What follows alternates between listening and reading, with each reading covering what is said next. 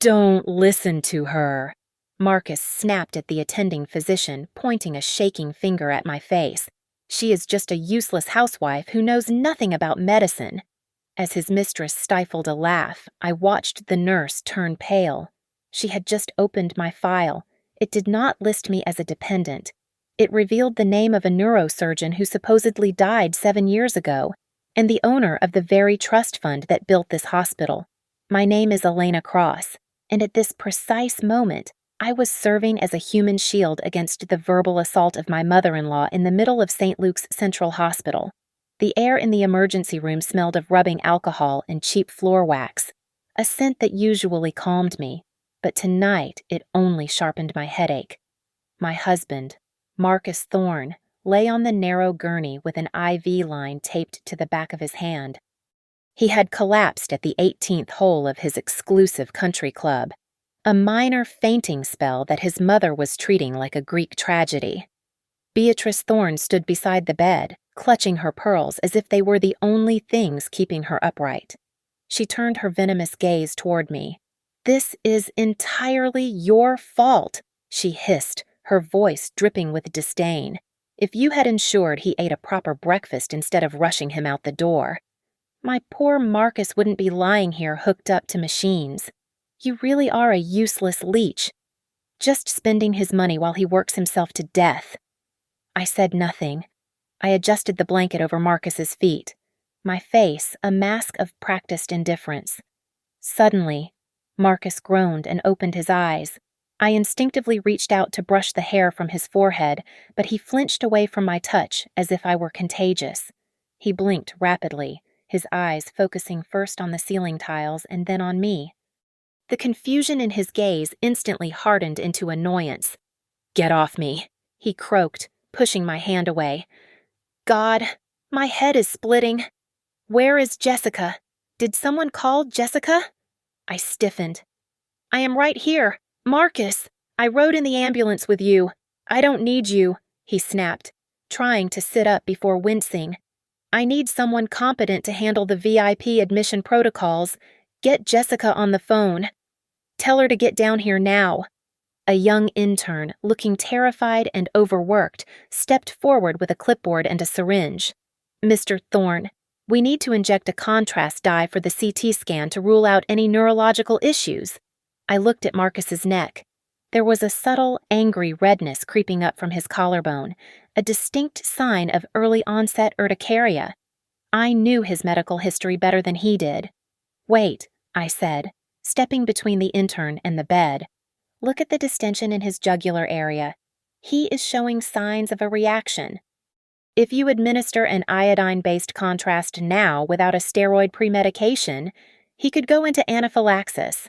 Marcus slammed his hand against the side rail of the bed. The metal clanged loudly, silencing the room. "Shut up! Elena!" he roared, his face flushing a deep red. "Shut up! What do you know about medicine? You are just a useless housewife who spends her days shopping. Do not embarrass me in front of the doctors." The intern looked between us, frozen. Before I could defend the diagnosis, the curtain to our cubicle was swept aside with theatrical force. Jessica, the chief strategy officer of Novus MedTech and the woman currently warming my husband's bed, strode in. She looked immaculate in a tailored suit, not a hair out of place, clutching a tablet like a shield. "Oh my God, Marcus!" she cried out, rushing to his side and effectively shoving me into the medical cart. She placed a hand on his chest. "I came as soon as I heard.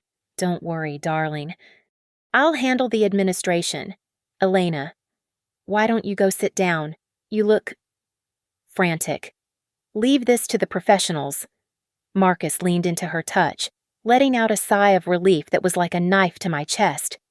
He looked at the medical team and gestured to Jessica. "See, this is what I need. Jessica runs a billion-dollar company. She understands efficiency. Elena here. Well, she understands laundry." He let out a cruel, dry laugh. "She lacks the class and the intellect to comprehend the health needs of a CEO. Don't listen to a word she says." I stood by the wall, my fingernails digging into my palms. 7 years ago, I would have taken the scalpel from the tray and performed a tracheotomy before the intern could even blink. 7 years ago, I was the gold standard, but I had buried that woman deep underground. I had promised Marcus a normal life.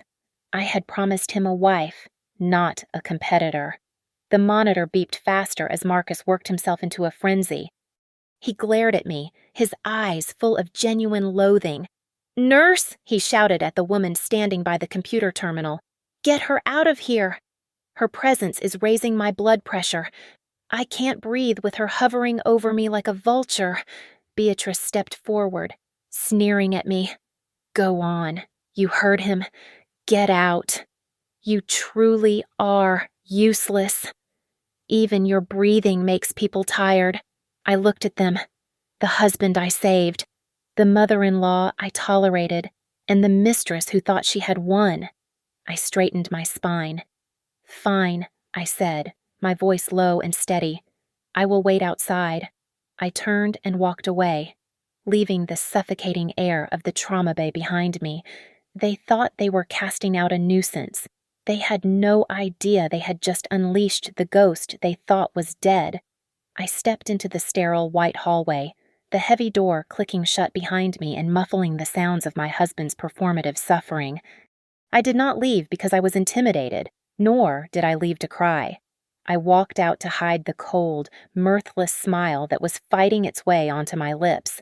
I leaned against the wall, my eyes drifting to the massive donor plaque displayed proudly opposite the nurse's station. It was a list of the financial gods who kept this place running. The name at the very top, the Platinum Tier Benefactor, was concealed behind a thick burgundy velvet curtain reserved for donors who wished to remain anonymous. I knew exactly what was etched into the brass behind that fabric. It did not say the Thorne family. 7 years ago, the name Elena Cross meant something different. In the hallowed lecture halls of Zurich and the operating theaters of Tokyo, they called me the golden hand of European neurosurgery. I was not just a surgeon, I was an innovator. The nano-neurotechnology that Novus MedTech was currently parading around as their flagship product was built on a patent I filed a decade ago. It was my mind, my research, and my code. But I had buried that woman. I had legally changed my name, bleached my hair, and softened my voice. I did it because Marcus, in a moment of fragile masculinity just before our wedding, had held my hands and said, "Elena, I love your brilliance, but I need a wife to build a home, not a competitor to fight in the boardroom. I chose love, or what I thought was love. I chose to be the wind beneath his wings, even if it meant clipping my own." I walked over to the central nurse's station. A head nurse with Sarah on her badge was typing furiously, trying to process Marcus's admission.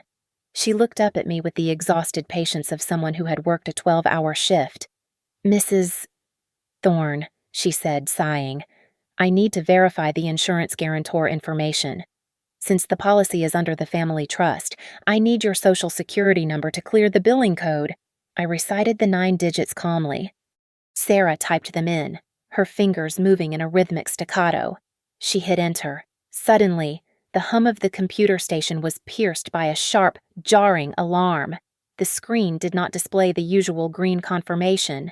Instead, it flashed a violent, pulsing red. I saw the reflection of the text in her glasses.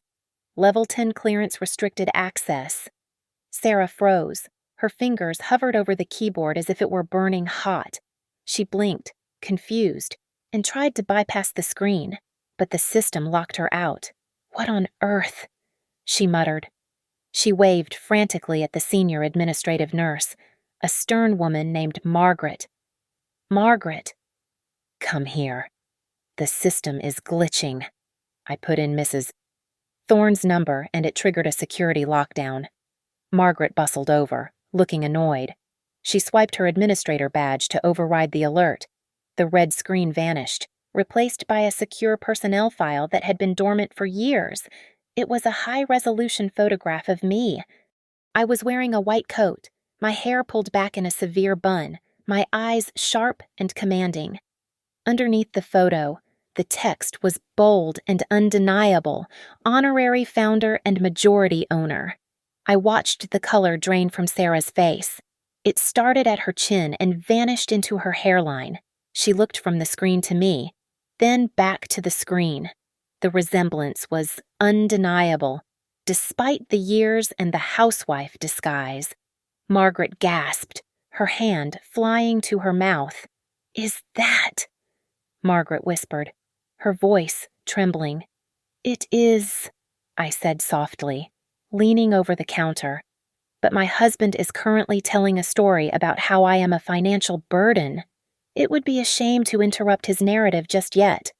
Back inside the trauma room, Marcus's voice carried through the open door.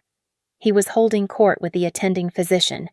"This new project I am launching," Marcus was saying, his voice loud and boastful, "it is going to revolutionize cranial mapping. It is all about vision, something my wife lacks completely. Poor Elena. She tries, but she really does not contribute anything to society. She is just happy existing." Sarah stepped out from behind the counter. She was holding a printed copy of the medical file, and her hands were shaking so violently that the paper rattled. She walked past me, but she did not look at me with the dismissal she had shown earlier. She did not walk toward Marcus. She stopped at the doorway where I stood. She looked at me. The contempt that had been in her eyes 5 minutes ago was gone, replaced by a terrifying, absolute reverence. It was the look a soldier gives a general. "Dr. Cross." She breathed, the name slipping out before she could stop it. Marcus laughed from the bed. "Who, nurse? Are you confused? My wife's name is Elena. She is nobody." Sarah didn't even hear him. She was too busy staring at the woman who owned the ground she was standing on. Sarah walked past the intern, ignoring the chaos of the emergency room, and stopped directly in front of me.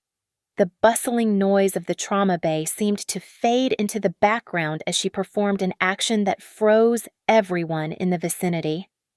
She bowed. It was not a polite nod, but a deep, formal inclination of respect usually reserved for heads of state. "Dr. Cross," she began, her voice trembling slightly before she corrected herself. "I apologize. Mrs. Thorne. We had no idea you were present in the facility. Please forgive our negligence." Marcus let out a bark of incredulous laughter from the bed. He looked at Jessica, then back at the nurse, shaking his head as if he were witnessing a farce. "You are clearly confused," he sneered, pointing a finger at me. "My wife is named Elena. She is unemployed. She is definitely not a doctor of anything. She can barely operate a microwave, let alone a medical procedure. She is a housewife, and a bad one at that." Sarah did not even blink at his outburst. She kept her eyes fixed on me, treating my husband's voice like background static. "The security system flagged your file immediately upon entry," Sarah continued, her tone urgent and professional. "The hospital director has been notified and is currently en route.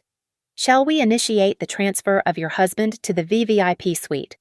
As a board member and the majority shareholder of the trust, you are entitled to the presidential wing usage for any immediate family members." I felt a cold, jagged satisfaction settle in my chest. I looked at Marcus.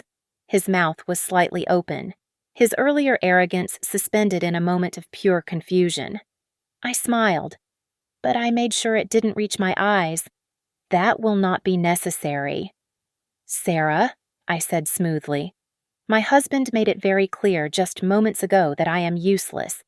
He specifically requested professional handling because I lack the class to understand his needs. I would not want to confuse him with my influence." I glanced at Marcus with utter indifference. "Just leave him in the standard trauma bay. We should not waste hospital resources on patients who suffer from delusions of grandeur regarding their own importance." The silence that followed was absolute. Jessica looked like she had swallowed a lemon, her eyes darting between me and the nurse. Marcus sat up straighter, wincing as the movement pulled at his IV line. "What the hell are you talking about? Marcus demanded, his face turning a blotchy, angry red. Board member majority shareholder Elena, did you bribe this woman? Is this some kind of sick joke to embarrass me in front of Jessica because you are jealous? I did not answer him. I reached out and took the metal clipboard from the intern's shaking hands. I scanned the vitals and the scribbled notes in 3 seconds. Idiopathic anaphylaxis, I read aloud, arching a brow at the terrified intern. Hardly. Look at the pupillary dilation and the specific nature of the tachycardia. I looked up, locking eyes with the young doctor. You missed the serotonergic signs completely. This is not an allergic reaction to contrast dye. It is a classic sympathetic storm caused by a drug interaction. The intern turned pale, realizing he had been corrected by the woman he had just dismissed as a nuisance. I tossed the heavy clipboard onto the foot of the bed. It landed with a loud clatter that made Jessica jump. You are not allergic. Marcus, I said, my voice cutting through the room like a fresh scalpel. You are suffering from adverse effects due to that experimental nootropic you have been popping like candy. The memory enhancers you started taking in secret because you could not keep up with the intellectual demands of the board meetings. I leaned in closer, watching his pupils contract in fear. I told you to stop taking them weeks ago, but you told me I was just a nagging shrew who didn't understand business. Before Marcus could sputter a denial, the double doors to the trauma bay swung open with a violent bang. Dr. Sterling, the hospital director, rushed in. He was a man who never ran for anyone, a figure of absolute authority in this city, yet here he was, out of breath and sweating. He ignored Marcus completely. He ignored the staff. He rushed straight to me, grasping my hand in both of his with a grip of desperate relief. Professor Cross, he gasped, trying to catch his breath. My God, it has been 7 years. We never touched it. Your office on the 12th floor. It is exactly as you left it.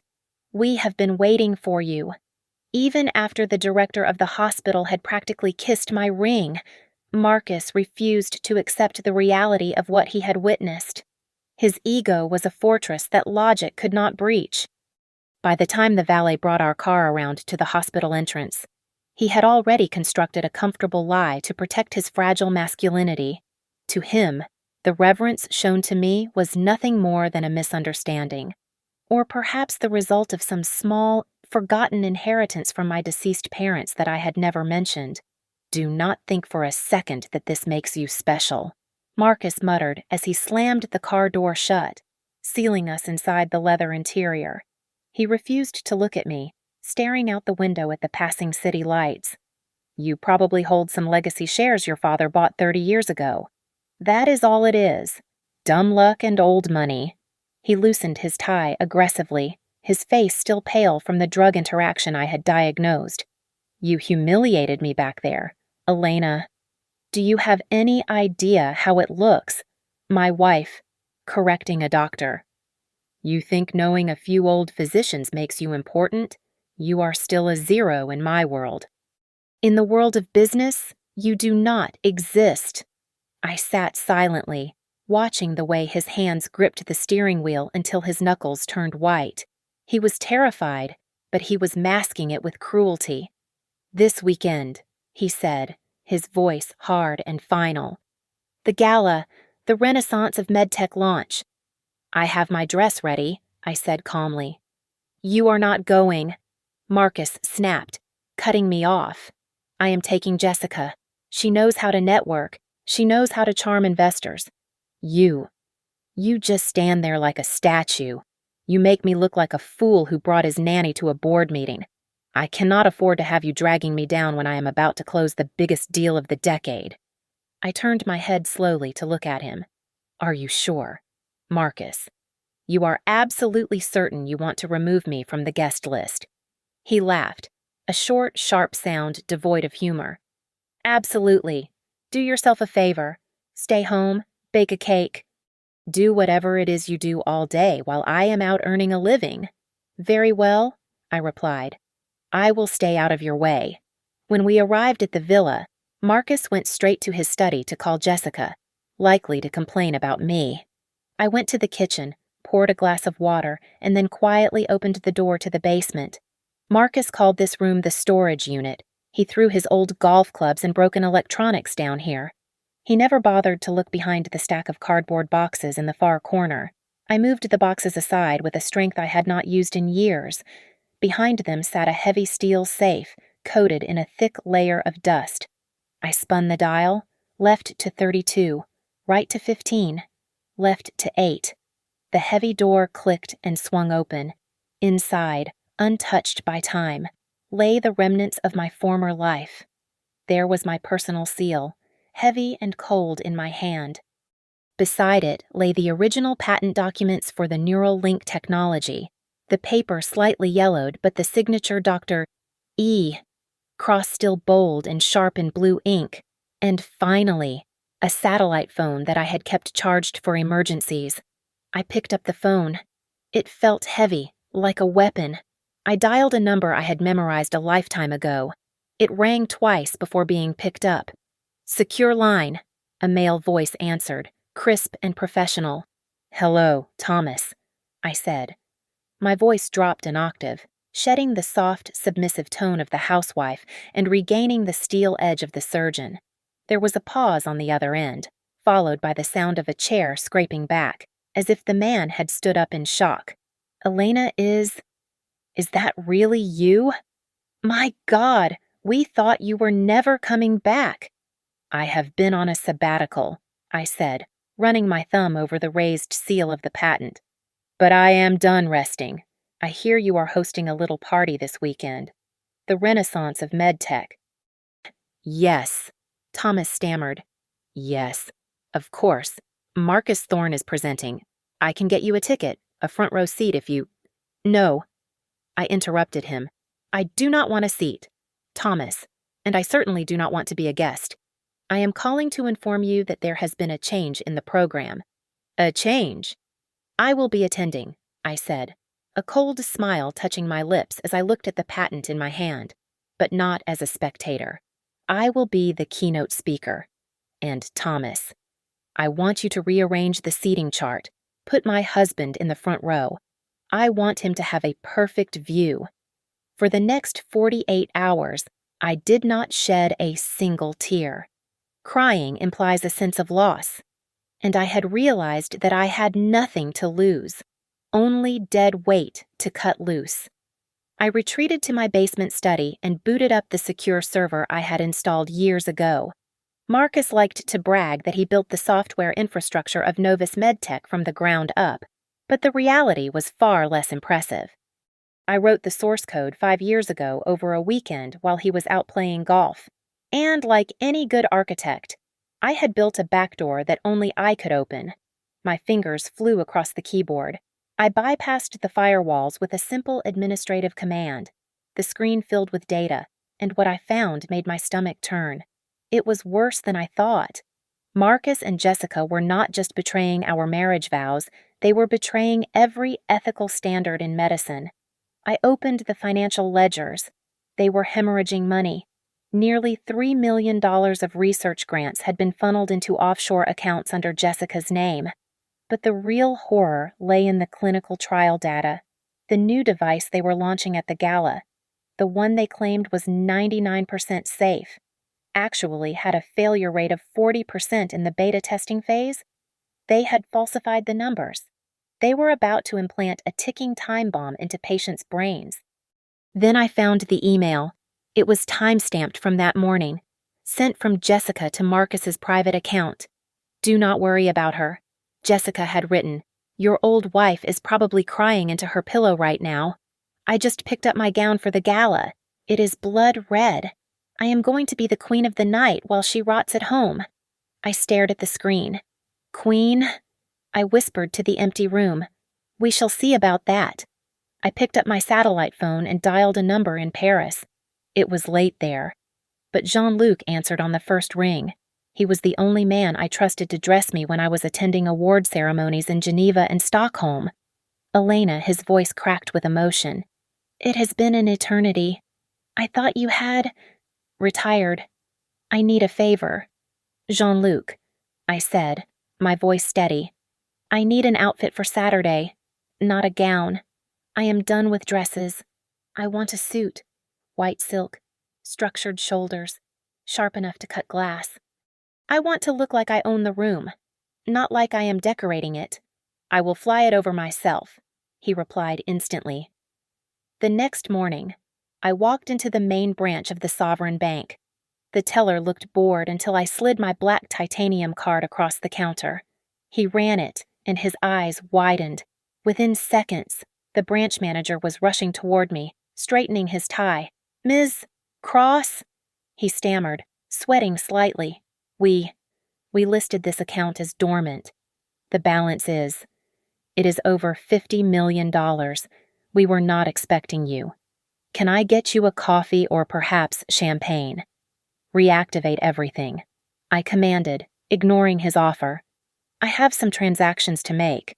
As I walked out of the bank, my phone buzzed. It was a text from Marcus. "Don't wait up. I'm celebrating big with the partners tonight. Make sure the house is clean before I get back. I don't want to see a mess." I looked at the message and typed my reply slowly, savoring every letter. "Don't worry, darling. I am cleaning up the trash right now." I tossed the phone onto the passenger seat and adjusted the rearview mirror.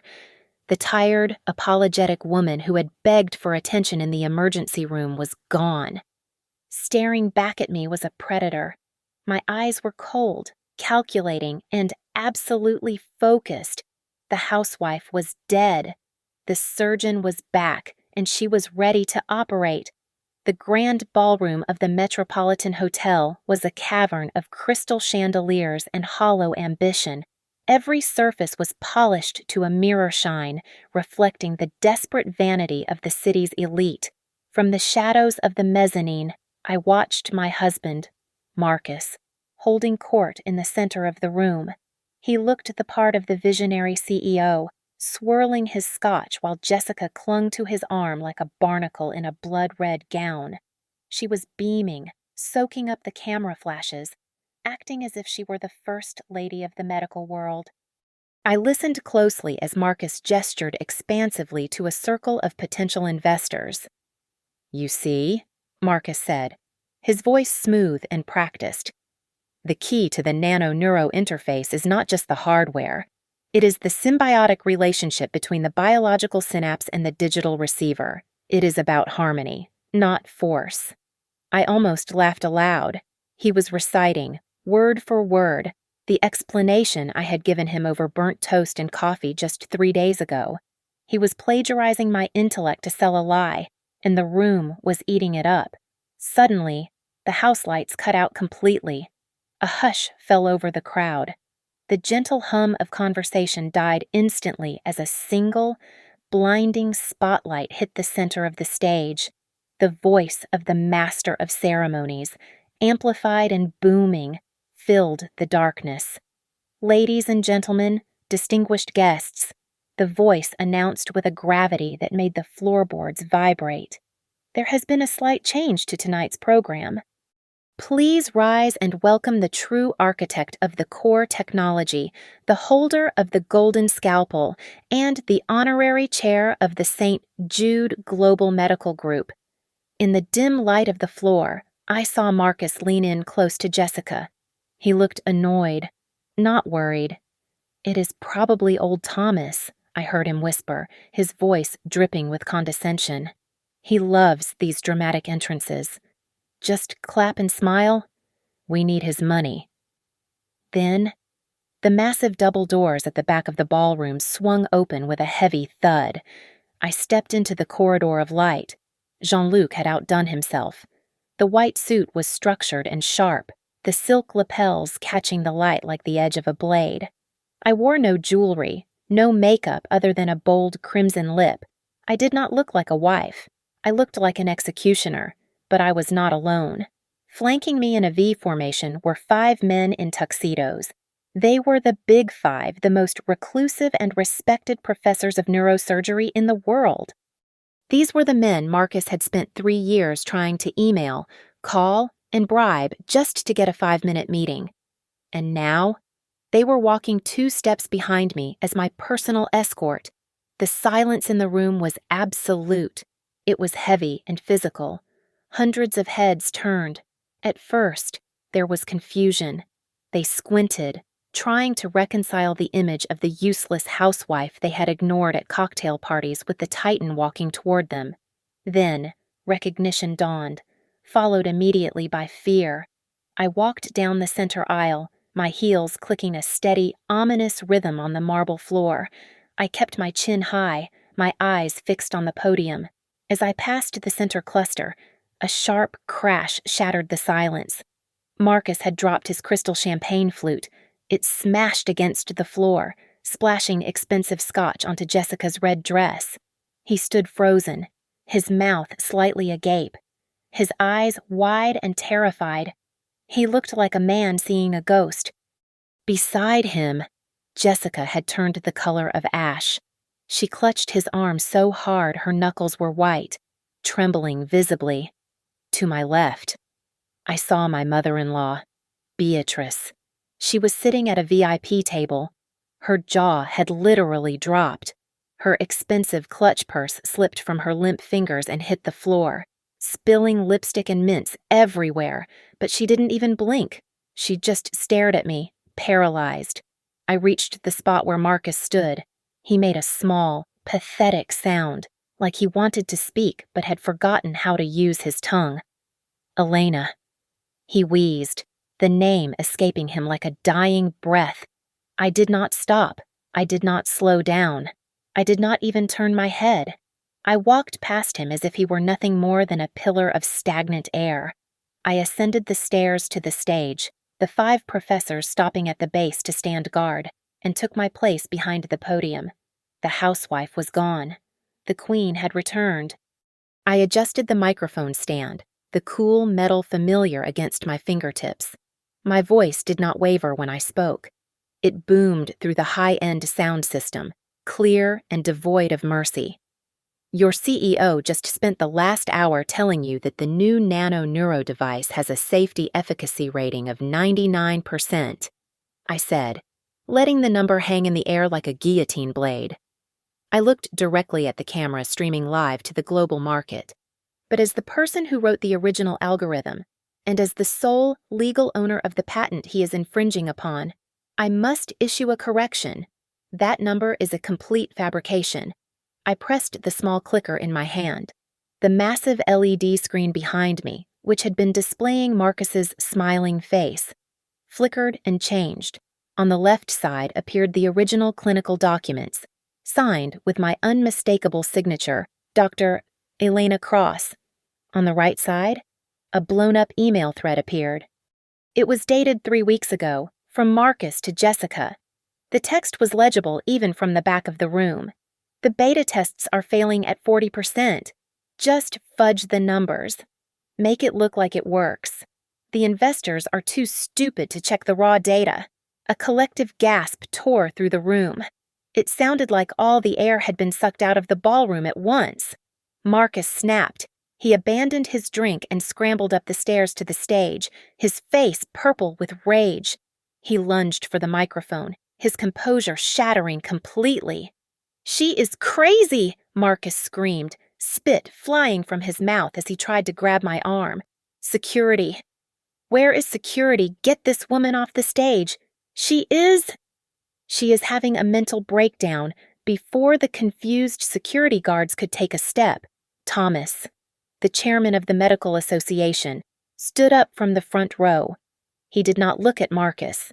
He looked at his security team and held up a hand to stop them. Then he turned his cold gaze to my husband. "Sit down." "Marcus," Thomas barked, his voice projecting without a microphone. "Professor Cross provides 60% of the operating budget for this entire association. If she wants to speak, she speaks. You are the one who needs to be silent." Marcus froze, his hand inches from my shoulder. He looked at Thomas, then at the audience, realizing his power had just evaporated. He stumbled back, his legs hitting a monitor speaker. I turned back to the crowd, smoothing the lapel of my white suit. "My husband frequently tells people that I am useless because I stay at home." I continued, my tone conversational. almost pleasant. But he conveniently forgets to mention that the reason I stay home is to fix the elementary errors he makes in his business plans every single night. He is the face of the company. I am the brain. And frankly, the brain is tired of being insulted by the mouth. I pulled a small digital recorder from my pocket and held it up to the microphone. You see, Marcus thinks very little of women. He thinks even less of his partners. This was recorded just 2 days ago in the emergency room at St. Luke's. I pressed play. The audio quality was crystal clear. Marcus's voice filled the cavernous hall, petty and cruel. MD, shut up. What do you know about medicine? You are just a useless housewife who spends her days shopping. Get her out of here. Her presence is raising my blood pressure. Then Jessica's voice, dripping with mock sympathy. Leave this to the professionals. Elena lacks the class and intellect. And finally, my mother-in-law's shrill contribution. You truly are useless. Even your breathing makes people tired. The recording ended. The silence that followed was heavy with disgust. I watched the faces in the crowd change. The admiration they had held for the power couple just minutes ago had curdled into revulsion. Then, the murmuring started. It began as a low buzz and quickly grew into a roar. I watched as the major investors in the front row pulled out their phones. They were not taking pictures. They were calling their lawyers. On the side of the stage, a large monitor displayed the real-time stock ticker for Novus Medtech. It had been green all night. As I watched, the line plummeted straight down, turning a violent, flashing red. It seems, I said, looking down at Marcus, who was now trembling visibly, that the market agrees with my assessment. Jessica recoiled from Marcus as if he were physically burning. Her composure, usually so carefully lacquered, cracked and fell away in chunks. She turned toward the crowd, her hands raised in a pathetic gesture of surrender. I had nothing to do with this, Jessica shrieked, her voice shrill and desperate. She pointed a trembling finger at my husband. Marcus made me do it. He threatened my career. I am just an employee here. I didn't know the data was fake. I looked down at her from the height of the stage, letting a small, cold smile touch my lips. You have talent. Jessica, I said, my voice amplified and clear. A talent for destruction. But it is a pity that I sent the evidence of the $3 million you embezzled from the research fund to the state prosecutor this morning. They found your offshore accounts to be quite fascinating. Jessica froze, her mouth opening and closing like a fish out of water. Before she could concoct another lie, the side doors of the ballroom burst open. This was not a random interruption. I had timed it perfectly. A squad of officers from the Economic Crimes Division marched into the room, their expressions grim and serious. They moved with the efficiency of a well-oiled machine, parting the sea of stunned investors. Marcus Thorne, the lead officer announced, stepping up to my husband. You are under arrest for securities fraud and falsifying medical data. He turned to the woman in the red dress. Jessica Vane, you are under arrest for grand larceny and embezzlement. Beatrice, who had been paralyzed in her chair, suddenly surged forward. She scrambled to the edge of the stage, her dignity forgotten. She reached up and grabbed my hand, her grip wet with sweat and desperation. Elena, she wailed, tears streaming down her face and ruining her heavy makeup. Elena, my good daughter-in-law. I know you are the best. I always knew you were smart. Please, you have to save him. He is your husband. He is your family. I looked down at her hand, clutching mine. I reached out and peeled her fingers off my skin, one by one, with the same detached precision I would use to remove a soiled bandage. You are mistaken. Beatrice, I said, wiping my hand on my white trousers. I am just the useless daughter-in-law. Remember, I am a leech. For a situation of this magnitude, you should really ask the high-class Jessica to solve it. I am sure she has the connections to handle federal prison. Beatrice collapsed onto the stairs, sobbing into her hands. The officers grabbed Marcus, twisting his arms behind his back. The metallic click of the handcuffs echoed through the silent room.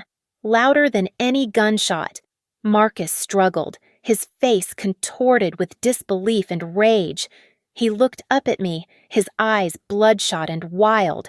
Why he screamed, straining against the officers who were holding him down. "Why are you doing this to me? We are married. We are partners." I walked down the stairs slowly, the sound of my heels cutting through the tension. The officers paused, sensing the weight of the moment, and allowed me to step into Marcus's personal space. I leaned in close, so close that I could smell the fear radiating off him. "Because, Marcus," I whispered directly into his ear, "you violated the first rule of surgery. You accidentally cut into your own aorta when you decided to insult me." I pulled back and nodded to the officers. "Get him out of my sight." The press, sensing the kill, swarmed the exit. Flashbulbs erupted like lightning storms as Marcus was shoved toward the doors. I stood on the raised platform, watching them go. I did not look sad. I did not look happy. I looked absolute. Behind him, 2 female officers were dragging Jessica away. Her heel caught on the carpet and snapped, causing her to stumble. The magnificent red dress, which she had bragged would make her a queen, was now twisted and torn. She was screaming and crying, her mascara running down her cheeks in black rivulets, looking like a tragic clown in a play that had ended hours ago. I watched them disappear through the double doors, leaving only the scent of expensive perfume and ruin in their wake. The heavy oak doors swung shut, sealing away the spectacle of my husband's disgrace. The ballroom was left in a stunned, vibrating silence. The air still smelled of expensive perfume and the lingering scent of scandal, but the panic was beginning to set in among the shareholders. I tapped the microphone one last time. "Please, remain seated," I said, my voice cutting through the rising murmur like a lighthouse beam through fog. "There is no need for hysteria." The fraud was isolated to the executive branch, specifically the 2 individuals who just left in handcuffs. The core technology, the patents, and the research are sound. They are sound because they are mine. I looked out at the sea of terrified faces and continued, effective immediately. Novus MedTech is no longer an independent entity. It is being acquired and absorbed into the St. Jude Global Medical Group for the purpose of restructuring. Your stocks are safe. In fact, under my management, they will likely triple by the next quarter. I scanned the crowd until I found a young woman sitting near the back, looking pale and shaken. "Maya Lynn, please stand up." Maya stood, trembling slightly. She was the brilliant director of operations whom Marcus had consistently silenced in meetings, claiming she was too emotional to lead. "Maya," I said, looking her in the eye, "you are the new interim CEO. I have seen your proposals. I have read the reports Marcus threw in the trash. You start tomorrow. Do not disappoint me." Maya covered her mouth with her hand, tears welling in her eyes, but she nodded with a fierce determination. "Thank you. Thank you, Dr. Cross. I won't." I descended the stairs from the stage. The moment my foot touched the marble floor, the atmosphere shifted. The fear evaporated, replaced by a wave of adulation. My old colleagues, the titans of medicine who had ignored me for 7 years, surged forward. They did not see a housewife anymore. They saw the legend they remembered. "The queen of the scalpel has returned," one of the senior surgeons whispered as he shook my hand with both of his. Dr. Sterling, the director of St. Luke's Hospital, pushed through the crowd. He held out a small plastic rectangle attached to a lanyard. It was a security badge. "We never cleared your locker." "Elena," he said, his voice thick with emotion. "We always waited for you, Professor." I took the badge, feeling its familiar weight. "Thank you, Arthur." I will need it first thing tomorrow morning. I made my way to the VIP table where my lawyer, who had been enjoying the champagne quietly in the corner, slid a thick manila envelope toward me.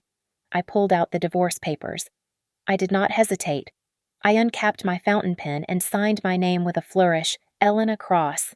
Then, I looked at my left hand. The thin gold band with the microscopic diamond that Marcus had given me sat on my finger. He had bought it at a discount pawn shop and told me it was a vintage antique. I pulled it off. It felt light, cheap, and meaningless. I dropped it onto the signed papers. It made a hollow clink against the table. Finally. I turned to the figure crumpled on the floor near the table legs. Beatrice was still sobbing, clutching her pearls as if they could save her. She looked up at me, her eyes red and puffy. "What will happen to me?" she whimpered. "Marcus is gone. Who will take care of me?" I looked down at her, feeling absolutely nothing. No anger, no pity, just a cold, clinical detachment. "I suggest you learn to budget, Beatrice," I said calmly. "And regarding the villa you are currently occupying, that is a premarital asset purchased with my trust fund. You have 24 hours to remove your belongings." Beatrice gasped. But where will I go? That is not my concern," I replied, turning away. "Just make sure you are out by noon. I am sending a professional cleaning crew to fumigate the place. I want every trace of the infestation removed before I sell it." I walked away from the table, my shoulders feeling lighter than they had in a decade. The heavy, suffocating cloak of the good wife had been shed, leaving only the cool, crisp air of freedom on my skin. I took a deep breath. It tasted like victory. I stepped out of the hotel revolving doors and into the crisp night air. It hit my face like a cold compress, washing away the stagnant heat of the ballroom and the lingering scent of hypocrisy. I did not hail a taxi, and I certainly did not turn right toward the suburban villa that had been my prison for 7 years. Instead, I walked straight to the curb where a sleek black limousine was idling. The driver, a man who knew better than to ask questions, opened the door, and I slid into the leather interior that smelled of freedom. As the car pulled away from the curb, merging into the stream of city traffic, my phone buzzed against the seat. It was a forwarded message from my lawyer. The sender was Marcus, likely using his one allotted phone call or begging through his counsel. The preview read, "I am sorry. I was wrong. Please give me a chance to explain." I did not need to read the rest. I did not need to hear his excuses, his desperate bargaining, or his sudden realization of my worth now that I held the keys to his freedom. I swiped left and hit delete. The message vanished. Just like him. The next morning, the sun seemed to shine brighter than it had in a decade. I walked through the automatic doors of St. Luke's Hospital, not as a visitor, and certainly not as a wife. I was wearing a freshly starched white coat. On the breast pocket, embroidered in navy blue thread, were 3 words that defined my existence. Dr. Elena Cross. I pushed through the double doors of the surgical wing. The chatter in the nursing station died down instantly. Nurses stopped charting, residents froze mid-step, and the senior attendings straightened their ties. Then, as if on a silent cue, they all stood up. It was not the polite standing of a dinner party. It was the sharp, respectful attention given to a general returning to the battlefield after a long exile. I nodded to them, acknowledging my troops. "We have a grade 4 glioblastoma in Theater 1, the chief resident said, handing me the tablet with shaking hands. "Dr. Sterling said no one would touch it. It is too risky." "Prep the patient," I said, handing the tablet back without looking at it. "I will be scrubbing in 5 minutes." Inside the operating room, the lights were blindingly bright. I held out my hand, and the scrub nurse slapped the cold steel of the scalpel into my palm. My hand did not shake. It did not tremble. It was rock steady, grounded by 7 years of repressed energy that was finally being released. I made the first incision. It was perfect. 4 hours later, I stood at the stainless steel sink, scrubbing the iodine from my skin. The surgery was a success. The tumor was gone. I looked up at my reflection in the chrome dispenser. The woman staring back was not the tired, invisible housewife who had begged for her husband's attention in the emergency room. She was vibrant. She was powerful. She was radiant. The door to the scrub room flew open. It was Sarah, the nurse from the emergency room. She looked breathless. "Dr. Cross," she panted. "I am so sorry to disturb you, but there is a VIP patient in the private wing. He is demanding to see you. He says he is an old acquaintance." I dried my hands with a sterile towel and let out a short, amused laugh. "Sarah," I said, turning to face her with a smile that was all teeth. "If the patient is not dying, tell him to get in line. I am a doctor here, not a nanny." I walked out of the scrub room and down the long, white corridor. The sound of my heels clicking against the linoleum was a rhythmic drumbeat of victory. I left the past behind the closed doors of the operating theater. I was no longer the useless wife. I was life. I was power. And for the first time in a long time, I was myself. Thank you so much for listening to my story.